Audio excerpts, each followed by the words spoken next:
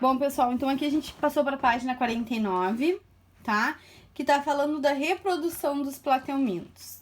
Então, a maioria das espécies ela é monóica. Aí aqui tá dando o exemplo da planária, as fascículas e as tenhas, tá? Então, existem algumas que elas são dioicas, que são um exemplo dos esquistossomos que a gente estava vendo ali, que tem até uma diferença de tamanho do macho e da fêmea. Bom, aí aqui para nós tá falando que no caso dos tubelários, eles vão se reproduzir assexuadamente. Quem são os tubelários? Tá? São as planárias, aquelas que têm um corpinho achatado e que estão lá no ambiente terrestre, tá?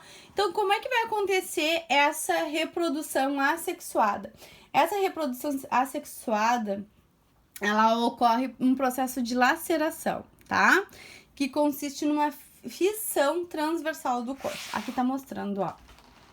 Então, é como se o indivíduo se partisse em dois, tá? Isso que é uma fissão transversal do corpo, tá? Laceração. Então, de um indivíduo, ele vai se duplicar e formar dois, tá? Olha, ficou até ambíguo, se duplicar e formar dois, tá? Ele vai sofrer mitose e vai formar um indivíduo igual a ele, com todas as características, tá?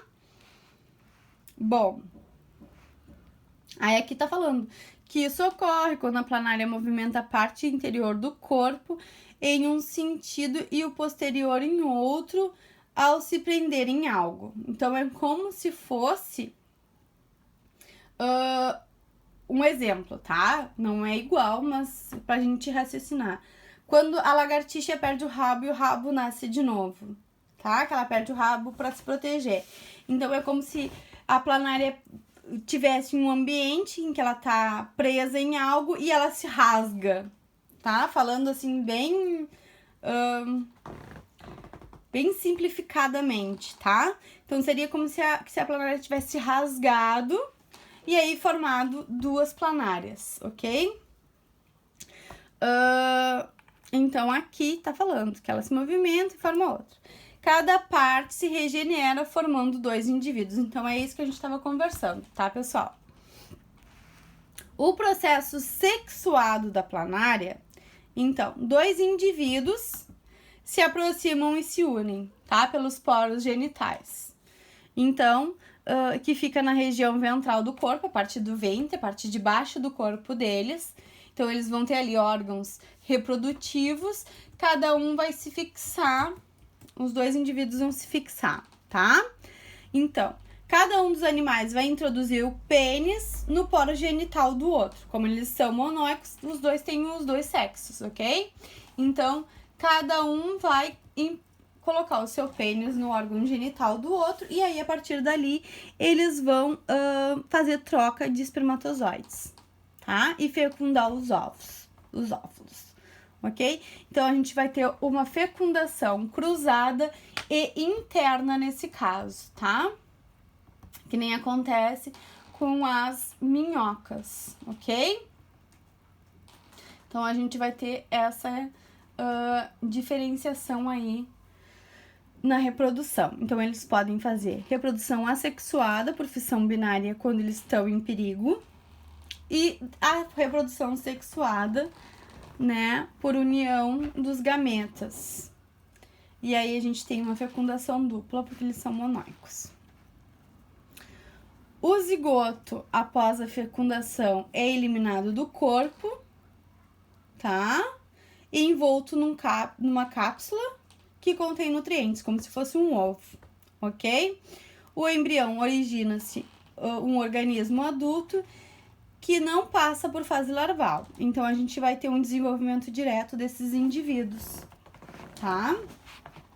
Esse desenvolvimento direto está mostrando que a gente vai ter indivíduos iguais aos pais, tá? Eles não vão passar por nenhuma diferenciação do corpo, ok?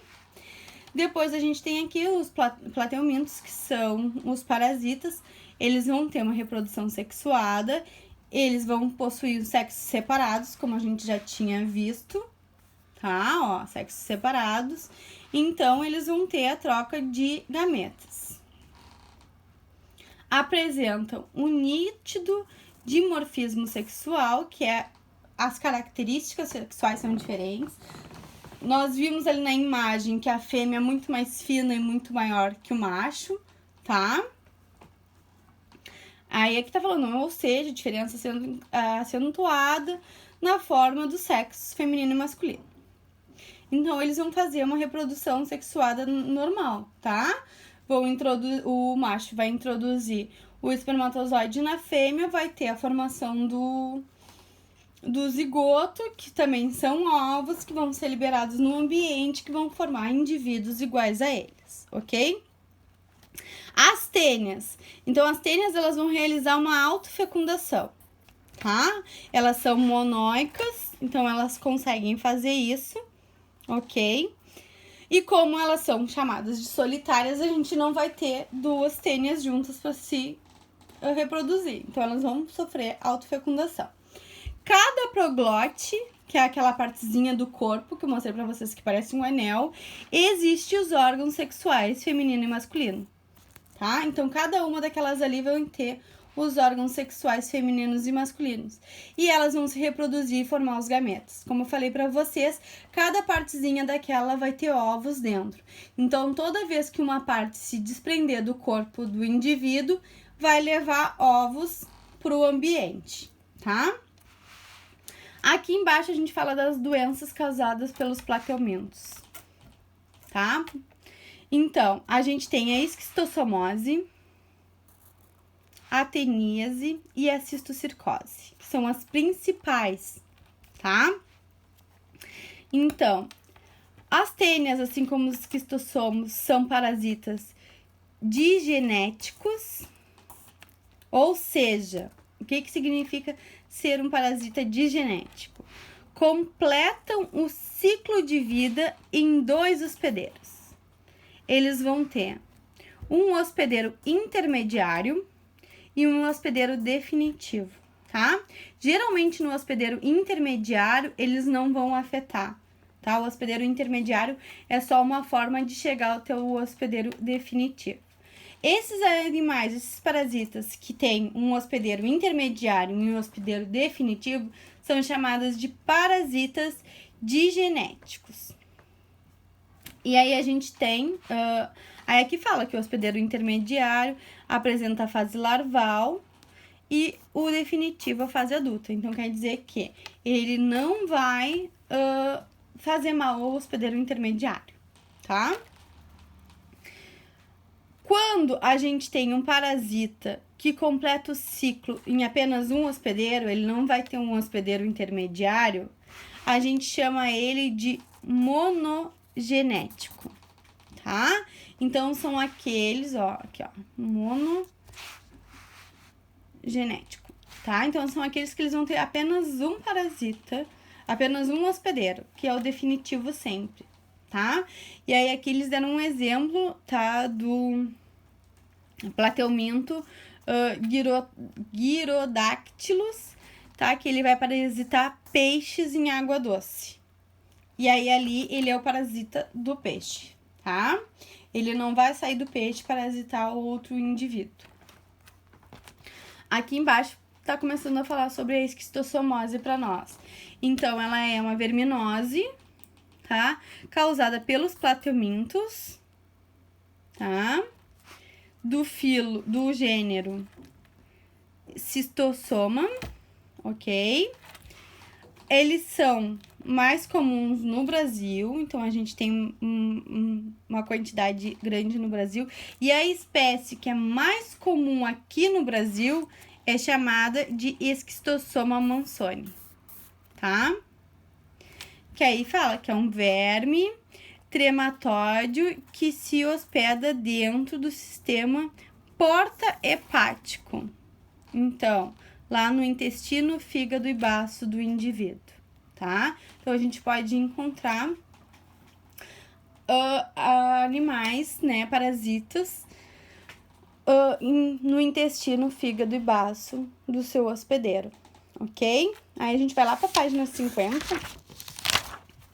Na página 50 tá mostrando para nós o processo de infecção, tá? Então aqui fala que eles vão ter um hospedeiro intermediário, que é um caramujo, ok? Ó, é um caramujo da família dos planorbídeos, desculpa, tá? Dos quais o Bionfaria globrata, tá? Que é uma espécie mais comum aqui no Brasil. Bom, então o que vai acontecer? Ó, então aqui o indivíduo parasitado elimina os ovos nas fezes, tá? Esses ovos, eles vão ter contato com o ambiente, com a água e com o solo. Esses ovos, eles vão, a partir da água, por exemplo, tá? Infectar o caramujo, ok? O caramujo, olha aqui, ó, infectando. Depois, quando aqui, ele tá infectado pelo ovo, tá? Quando esse indivíduo, quando esse parasita se desenvolve, ele é liberado, ó. As cercárias abandonam o caramujo quando eles estão grandes, retornam para o ambiente, onde infectam o hospedeiro deles, que é o homem, tá? E aí, lá no corpo do homem, eles vão se desenvolver na fase adulta, se reproduzir e começar todo o processo de novo, tá? Aqui para nós tá mostrando sintomas e tratamento. Então, quais são os sintomas da esquistossomose? Diarreia, dores abdominais, hemorragias, tá? Porque vai afetar lá o fígado, ok? Destruição das células hepáticas, tá? Então a pessoa vai começando a ficar amarelado. Se atinge o baço, tem um aumento deste volume do baço, tá? A presença do vermes obstruindo a circulação sanguínea também, então eles podem se locomover entre um órgão e outro e acabar tendo ruptura de vasos sanguíneos, ok? Então, tem várias características. E uma delas é chamada de barriga d'água, que a pessoa fica com um barrigão enorme, tá? O tratamento, ele é simples. Então, a partir dos exames de fezes e comprovada a presença do parasita, é dado medicamentos para matar, tá, esse parasita, ok? Também tem o combate ao caramujo, que é o hospedeiro intermediário do indivíduo. Sem contar que tem que ter saneamento básico, né? E uma higiene tanto da pessoa quanto dos alimentos. Sempre, tá? Higiene dos alimentos da pessoa é sempre. Próxima verminose é a teníase, tá? Que é a solitária. Então, ela também vai ter 2 hospedeiros, tá? O intermediário e o definitivo. Então, quem são os hospedeiros intermediários da tênia? Ovinos e bovinos. Suínos e bovinos, desculpa. Suínos e bovinos, tá? Porco e boi.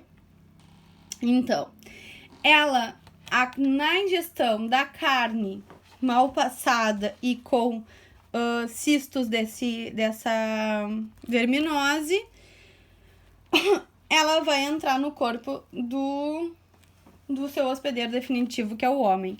Então, por isso, é um dos motivos pelo qual não se come carne mal passada, tá? Porque a carne, tanto do porco quanto do gado, da vaca, podem apresentar estas larvas, esses cistos, tá?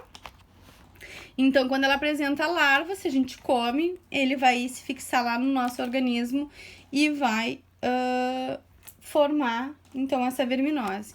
Então, aqui, para nós, fala isso, ó. A teníase ocorre quando uma pessoa se alimenta de carne suína ou bovina mal passada que esteja contaminada com larvas ou cisticercos, que são cistos, tá? Que são pequenas estruturas esbranquiçadas encontradas na fibra da carne, visíveis ao olho nu. Então, esses ovos da tênia a gente consegue enxergar a olho nu, tá? Eles também são conhecidos como canjiquinhas, ok? Então, quem aí, o pai e a mãe estão acostumados a comprar carne, eles reconhecem já essa história da canjiquinha, tá? Ó, podem sobreviver por muitos anos na musculatura dos seus hospedeiros intermediários, ok? Então, aqui, ó, tá mostrando pra nós. A pessoa infectada lança os ovos no ambiente, ele vai lá pro solo, pra grama, pra água, onde o animal se alimenta, no capim, por exemplo. O porco vai se alimentar dessa água ou desse capim que tá infectado. O cisto vai ficar na sua carne, tá? Sem afetar o organismo dele, vai ficar na carne. O ser humano vai comer o alimento, a carne mal passada, e vai adquirir a verminose, a teníase, tá? E aí aqui tem os sintomas. Pessoal, eu vou desligar e já volto.